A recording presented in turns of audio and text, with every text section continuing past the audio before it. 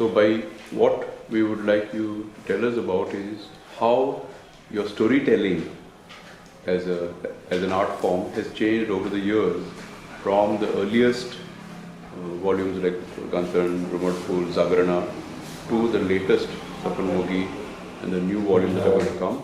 How your way of telling, the characters, the content, the contexts, how it has evolved. You see, I started writing since writing short story, short fiction, since 1966, 65, 66. So nearly 54, 55 years have passed. Over the years, my style, the content is bound to change. So, right in the initial stage, I think if you go through the stories in Ganthan, you will realize that they were very short in the length.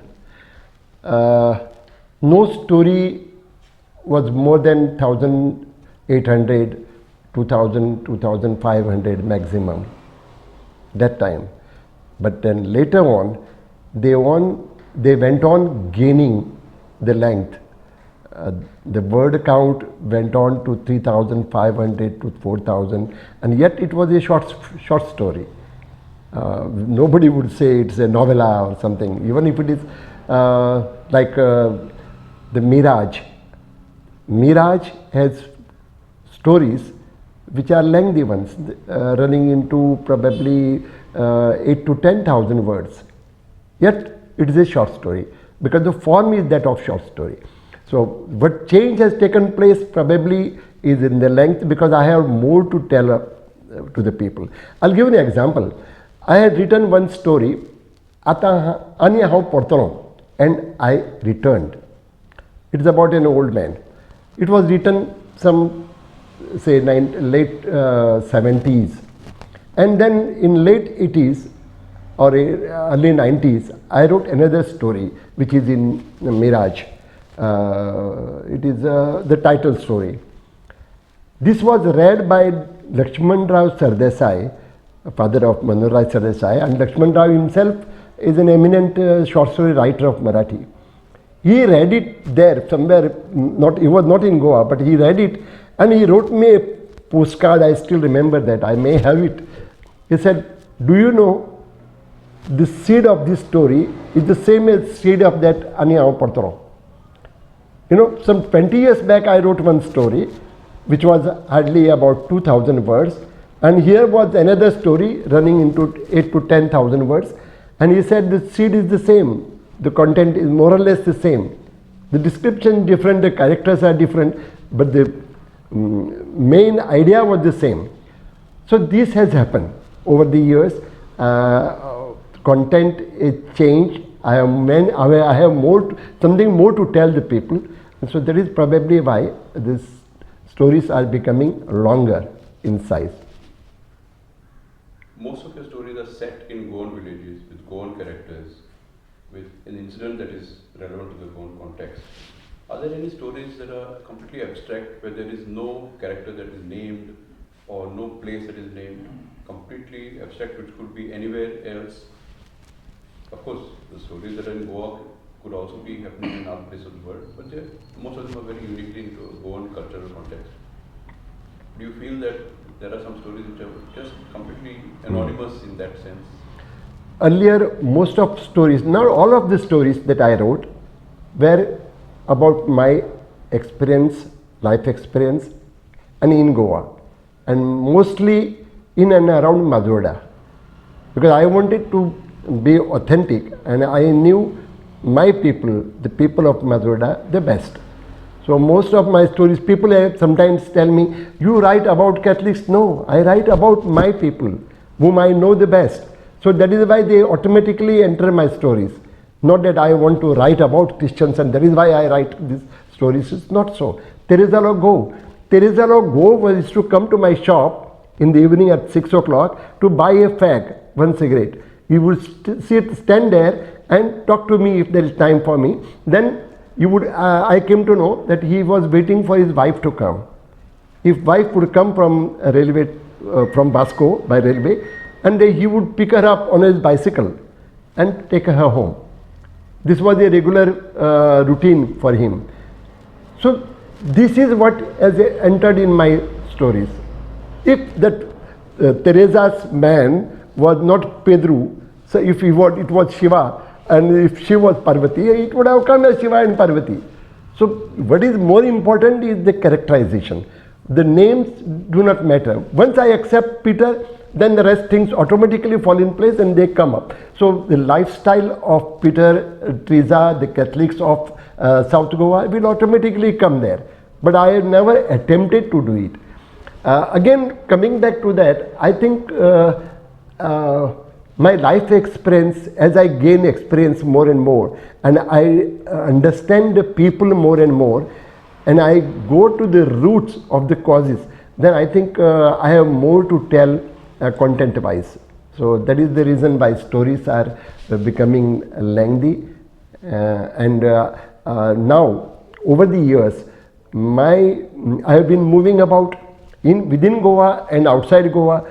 So though I studied 4 years in Mumbai, for my college days I was in Mumbai 4 years for my graduation, but I don't think my graduation time Mumbai has influenced me much.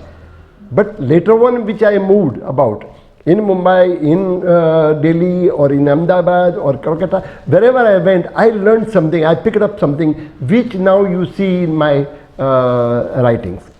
So I think my experience helps me to pick up new areas. Yeah, there was that incident of that conference or literary festival that you went to, and you met that lady writer, and something evolved out of that. Yeah. A story came from there. Have you ever been tempted to write a story about something that happened between you and Shaila, or between you and Rupali and Sobita, or some close relatives or close friends? Have you been thought of writing it, or have you written already and we don't know in some form or the other? You know, something is bound to peep in, but I'm not sure about it. I have not written deliberately, at least. Of course, non-fiction I have written. I have written one story when I got the third daughter. I had first Rupali, then second Meghna, and third one, when Sobita was born, I wrote an article because I found many people around me, my friends like Chandrakant Kini and Uday and others, they expected that I was expecting a baby boy, which I was not. Maybe Shaila would have been happier, but then it was routine. For me, it didn't matter at all, and I was happier somehow. So that time I wrote one story, Dhaat Tak Kempla Hao, not story, it was an essay, but it was a good essay. So it creeps in, but I'm not sure many things have crept in. But without my knowledge, probably yes, as an incident or as something related to other stories has come in, not directly as a story. Has anyone come up to you and been angry about a story that you wrote? Why you wrote about me? Why you wrote about this issue, and threatened you, or been very agitated by the content of your story? I feel so sorry that some people don't come, even in spite of the thing that I have taken up the name. Now there is a story called Sadanand. Sadanand is a story about a poor man, a barber's son, and it is a story about Pedo, what do you call him? Sacristan.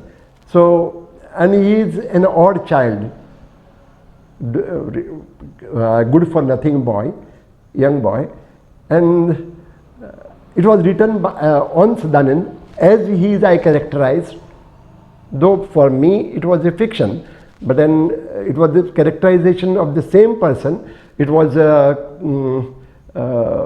depiction of his lifestyle, how he lived with his family and all that. And once I met him, I was, all the while little bit apprehensive that if he comes to know what it will be his reaction or his family will react. And one day I told him, Sadanand, I have written a story on you. And he said, okay. So that was it. So no, only when I wrote Carmeline, my novel, I finished it.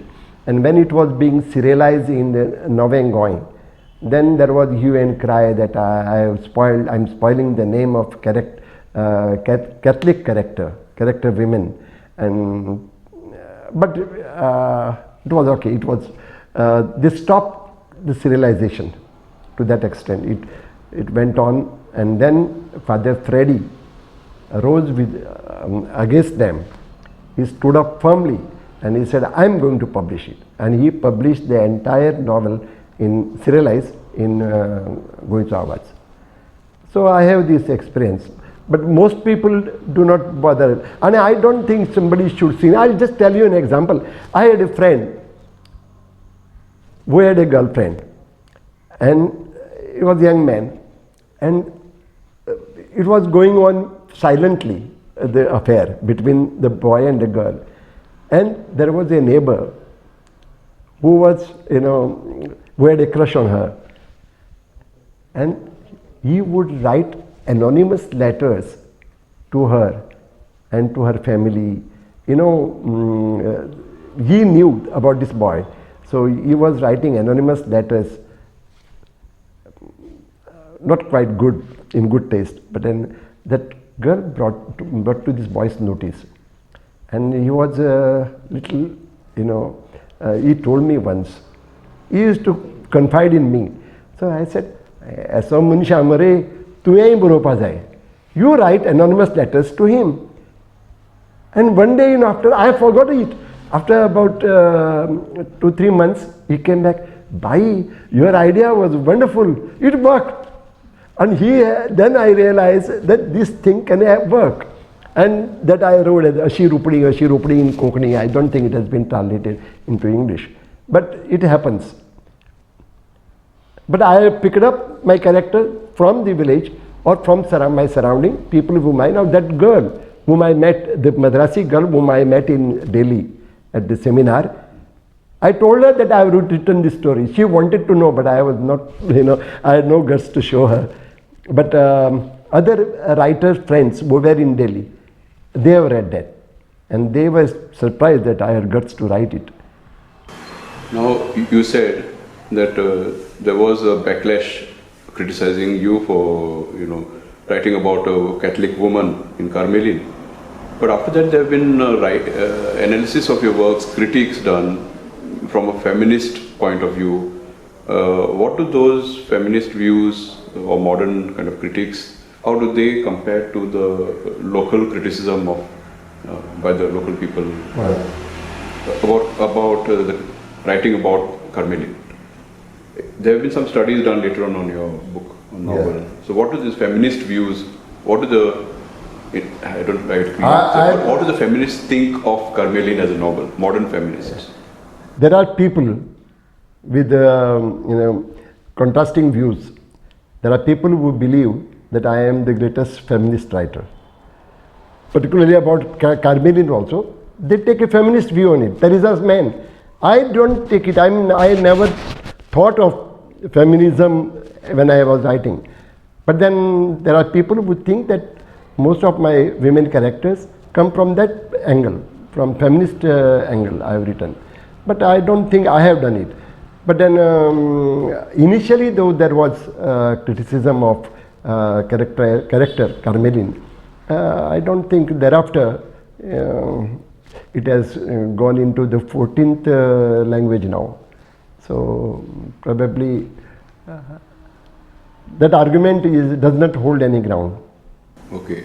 Following on that, like in Teresa Lago, as Peter, his name, the story starts with him lying back and watching her dress, and his gaze roams over her body and everything. It's a very sensual description, and many of these sensual descriptions are there in many parts of the stories. So you're a man, you're writing mostly from a male protagonist view. Do you think there is a male gaze in your writings? This male gaze has come in for a lot of criticism nowadays, that we are looking at it from sexualizing a woman, always look at the sexual aspect of it. Do you feel that there is a male gaze in some of your stories which are sensual like this, which is found offensive by some other Again, feminist writers, that male gaze. I think male gaze is bound to creep in, but then I personally feel, looking objectively at my own writings or my own works or my own way of writing, I think while writing I am not Damodar Mauzo, or I just, when I am inspired to write, once I am in that mood, I am not a male, I am a human being. So probably, maybe you will feel that I am glorifying my stand, or it's not so. It's a fact that I don't look at. Sometimes Damodar also enters my stories without my knowledge. Damu is there, but then it is not. That is the reason is that I am not Damodar Mauzo when I write the story, nor I am a male writer while writing. So but every possibility is there that male angle may creep in. It is possible. But I don't regret it. Again, I don't regret it. If it has to come, or if it has come, it is come because of the demand of the story. If it is come because it is mandatory, otherwise it would not have come. That's my opinion is. Yes, there are people who have criticized me for that. There are people who criticize Carmeline from different angles. But I try to look at the criticism also objectively. Very few views I buy. Otherwise, the rest of the views, mostly I found they were with bias. Biased. I ignore them. Okay, so just to close this part of the discussion, there's been very little sexually explicit writing in Konkani literature. Maybe Pundalik Naik has some very sensual pieces. Very rarely. There has been some poorly written writings also. So, do you think you would be capable of writing a sex scene, let us say, a scene of love making in Konkani? Or do you think there has been this kind of erotic writing in Konkani? Because this is something not many people like to discuss. We are very conservative in the Konkani field. So has there been erotic writing, sensual writing, much stronger than what you have already written and others have written? And do you think you would be able to rise to that challenge? Does the Konkani language lend to that?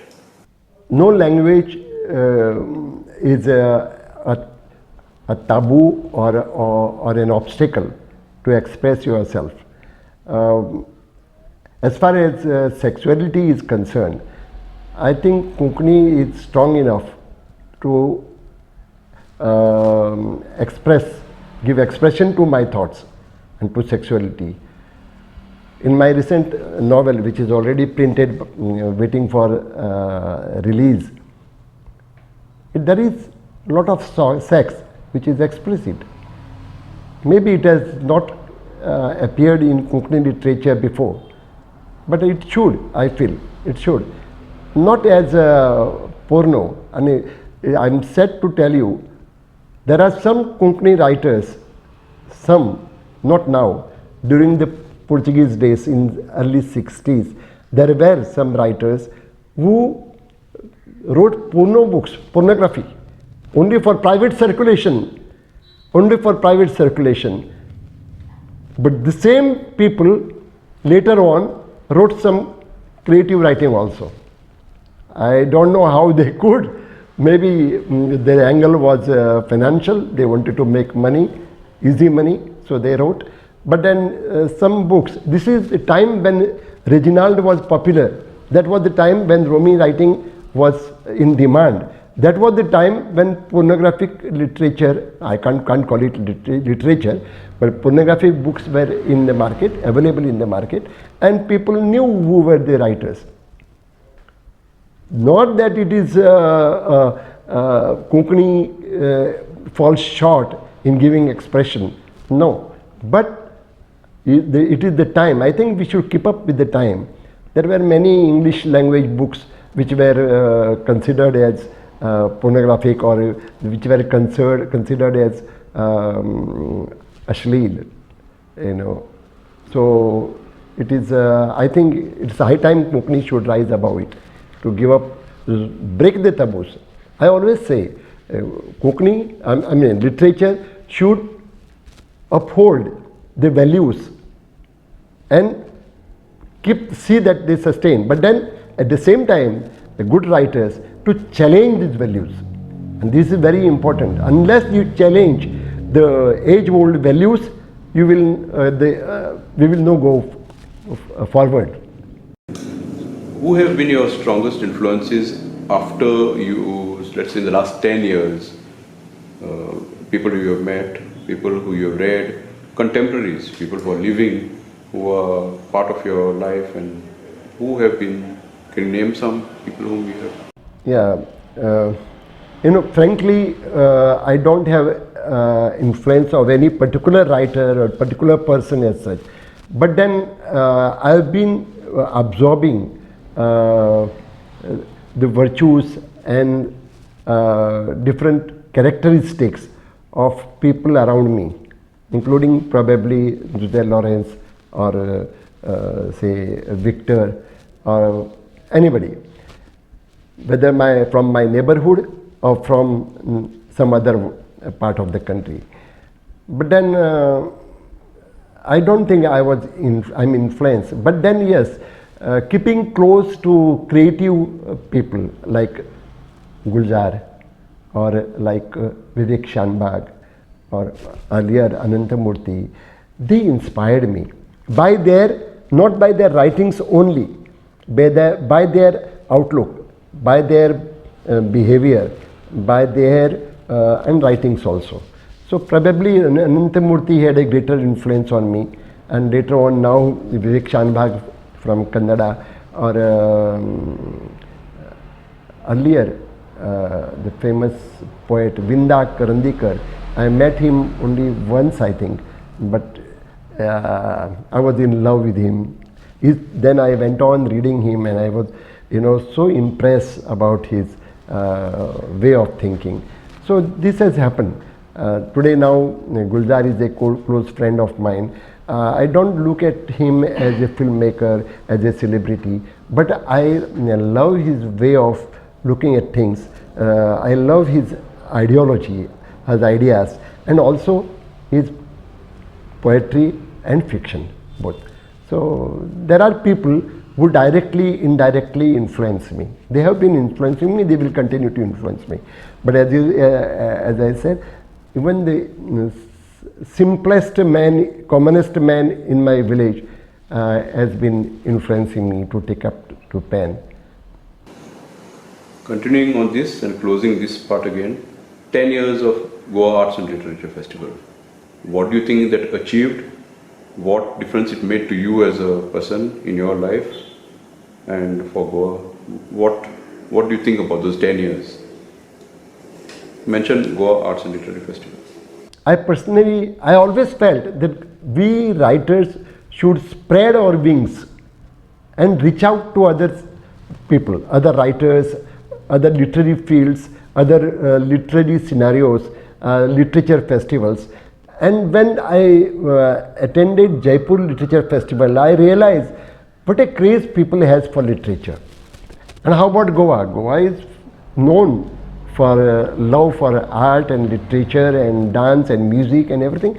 So why not in Goa? So this was the seed that germinated and gave birth to Goa Art and Literature Festival. The idea also was to bring all the people with this love for literature, with the love for books together. For example, we have plenty of readers who would love to meet writers. So when the first edition we invited Dr. U.R. Anantamurthy, and it made a hell lot of a difference.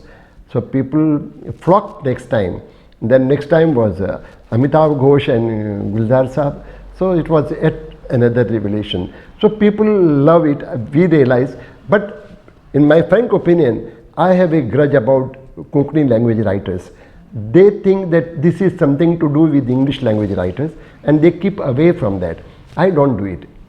So that's probably I have acquired this because I have been going about in other parts of the country where I have met writers, and I have almost as it is, I was in awe with them, like Bhishma Sahani, like M.T. Vasudevan Nair, who is living. He became a friend of mine. Then Nirmal Verma, who was a great writer. Then Sunil Gangopadhyay, who visited my house. So there are many great writers, tall personalities. I got an opportunity to meet them and interact with them, and I feel that every writer, whether a Konkani writer or Marathi writer or English language writer, they should interact with these great minds, so they grow themselves. It is not happening to the extent that I desired, but at the same time, Goa Art and Literature Festival has brought many luminaries to Goa, and we had an opportunity to interact with them, to read their minds sometimes, and to be friendly with them. I think more people should come and try to meet them and interact with them. Then only probably our outlook will change, and then this will help Goan literary scenario for sure. Let me ask a rather controversial question. Do you think that Konkani writers, many of them, are comfortable in that their own shell, their own pond of Konkani writing, and are they afraid that if translated and taken into the mainstream of literature, they'll be exposed for being of mediocre quality? Do you think that's one of the fears that's holding them back, besides maybe this indifference, thinking that it's a foreign language and all that? Is that fear that their own writing is not to international or high quality standards? Are they holding back? Generally, writers shy away from entering or meeting writers of great stature. They are little apprehensive of them that I may be small, I'll fall short of their expectations, or as they go out of Goa to participate in literature festivals or some literary meets, probably they have this apprehension. By Konkani, by every language, including English language writers in Goa, they are sometimes they are apprehensive about whether they will be accepted as writers in a larger scene. But then that should not be our concern. I think writing, what I write is not important. What is written in the language is more important, whether it is written by me or somebody else. If tomorrow, if I find a wonderful poem or a wonderful short story or novel coming out we have great writers like Ramesh Ghadi, who is an upcoming writer, but he gives powerful works. His works, particularly his poetry, is really of high standard.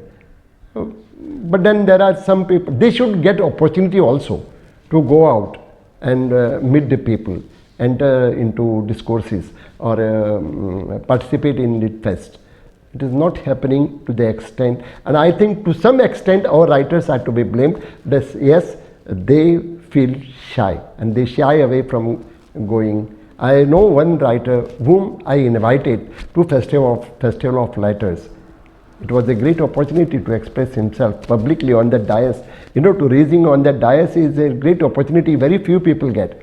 When the so-called a man of eminence from Goa, I invited him. He first said yes, then he hesitated, and then he denied. It happens. I am very happy that when Victor Rangel Ribeiro was in Goa, and that was the time when Literature Festival or Festival of Letters, which is a 5-day big celebration of literature, being held in Delhi, and I was on the executive committee of that of that academy, and I saw that Victor is invited there.